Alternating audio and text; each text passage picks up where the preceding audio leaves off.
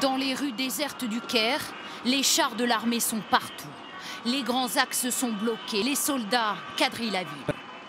Devant les banques qui rouvrent à peine, les blindés montent la garde.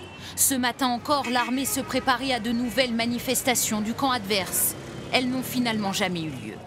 Sécurité renforcée aussi devant les églises coptes. Une cinquantaine ont été prises pour cible ces derniers jours. Et leurs fidèles se disent persécutés par les frères musulmans.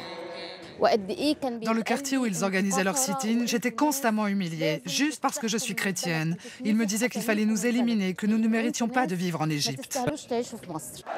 Une Égypte divisée et entre les deux camps, la rupture est totale.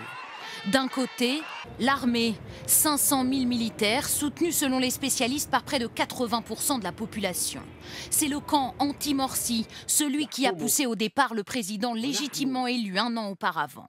Et leur nouvel homme fort, c'est l'ambivalent général Al-Sisi, lui qui affirmait aujourd'hui qu'il y avait bien la place pour les deux Égyptes, tout en se disant déterminé à ne pas plier devant les islamistes. Leurs adversaires, justement, se structurent autour de la puissante confrérie des frères musulmans, un mouvement clandestin pendant des décennies. 700 000 encartés aujourd'hui, on estime qu'ils ont le soutien d'environ 15% de la population.